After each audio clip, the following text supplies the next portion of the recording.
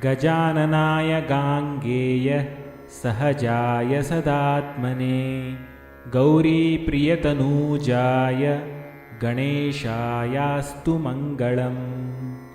नागयज्ञोपवीताय नतविघ्नविनाशिने नन्द्यादिगणनाथाय नायकायास्तु मङ्गलम्। इभवक्त्राय चेन्द्रादिवन्दिताय चिदात्मने ईशानप्रेमपात्राय चेष्टदायास्तु मङ्गलम्।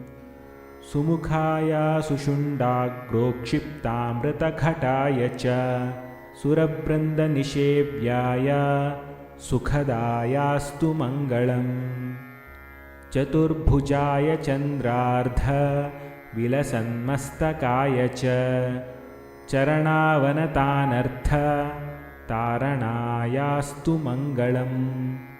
वक्रतुण्डाय वटवे वन्द्याय वरदाय च विरूपाक्षसुतायास्तु विघ्ननाशाय मङ्गलम्।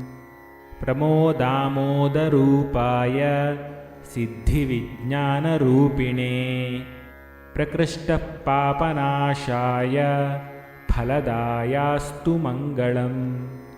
मङ्गलं गणनाथाय मङ्गलं हरसूनवे मङ्गलं विघ्नराजाय विघ्नहर्त्रेस्तु मङ्गलम्।